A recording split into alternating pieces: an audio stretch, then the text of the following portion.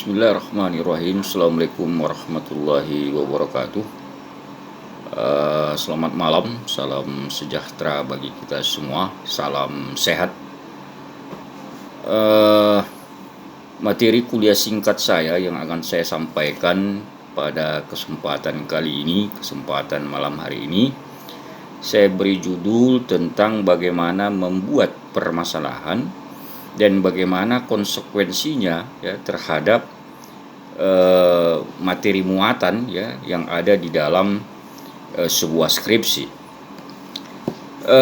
Saudara-saudara, sebagaimana yang saya sampaikan pada perkuliahan terdahulu ya tentang bagaimana cara membuat latar belakang masalah, maka sesungguhnya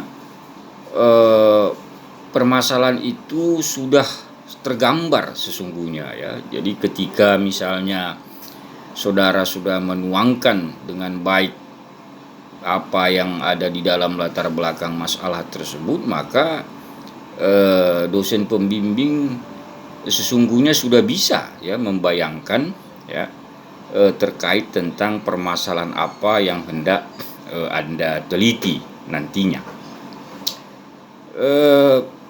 Saudara-saudara, dalam bagian perkuliahan ini saya akan sampaikan secara singkat tentu 3 hal ya ketika kita membuat yang namanya permasalahan di dalam sebuah skripsi ya, permasalahan ketika kita hendak meneliti. Sebelumnya tentu saya ingin sampaikan bahwa jauh sebelum kita menuangkan ya permasalahan penelitian itu, maka ada satu hal sesungguhnya yang harus sudah kita pahami bahwa ada dua soal sebenarnya ketika kita bicara permasalahan ini ya. Dua soal yang tentu harus saudara-saudara putuskan ya pada posisi mana hendak Anda angkat permasalahan tersebut ya. Misalnya katakanlah ada permasalahan yang sangat up to date ya, sangat baru ya, punya novelty yang kuat, meskipun tentu dengan referensi atau literatur yang terbatas misalnya gitu ya. Ada pula misalnya yang permasalahan itu relatif banyak referensinya ya atau literaturnya, tetapi mungkin tingkat kebaruannya sudah tidak lagi sudah tidak lagi memiliki novelty, yaitu sudah bukan lagi sebuah diskusi yang banyak dibicarakan orang misalnya ya di dalam lingkup akademik begitu ya. Nah, oleh karena itu tentu ini soal pilihan ya, tetapi kalau saya boleh berpandangan tentu ambillah misalnya permasalahan yang tentu tidak terlalu out of date ya, tetapi punya novelty yang kuat, punya tingkat kebaruan ya, tetapi juga tentu Anda harus perhatikan pula referensi dan literatur yang mencukupi untuk Anda bisa membuat skripsi tersebut ya. Salah satu misalnya yang bisa Anda lakukan adalah melakukan penelusuran melalui Google Scholar misalnya ya, untuk melihat artikel-artikel ya dalam jurnal misalnya terkait permasalahan yang hendak Anda angkat di dalam skripsi tersebut. Baik, seperti yang saya sampaikan tadi bahwa ada 3 hal yang menurut hemat saya perlu menjadi perhatian kita ya ketika membuat permasalahan di dalam sebuah penelitian begitu ya.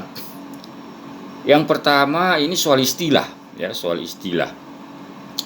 Ada sebagian kampus misalnya menyebutnya dengan permasalahan ya. Ada pula yang menyebutnya dengan rumusan masalah ya. Kemudian ada pula yang menyebutnya dengan pertanyaan penelitian ya. Nah, istilah mana yang sesungguhnya paling tepat gitu ya? Bagi saya semua istilah tidak salah ya, semua istilah bagi saya tepat saja ya, tergantung ya, kembali lagi tergantung kepada apa istilah yang dipakai ya di Fakultas Hukum tempat saudara-saudara menempuh pendidikan gitu ya.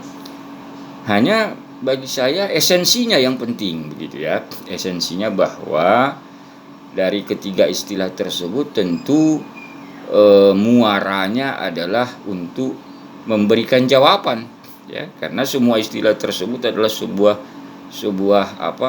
pertanyaan sesungguhnya ya, yang harus kita jawab melalui suatu kegiatan penelitian yang kita bisa pertanggungjawabkan validitasnya ya, dan bisa kita pertanggungjawabkan metodologinya, kira-kira seperti itu ya.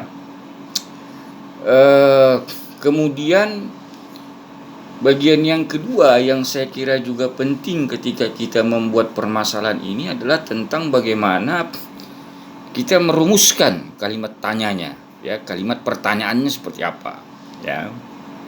Ini ada 3 pandangan yang berkembang di sini. Ada yang mengatakan bahwa membuat permasalahan itu dengan kata tanya apakah.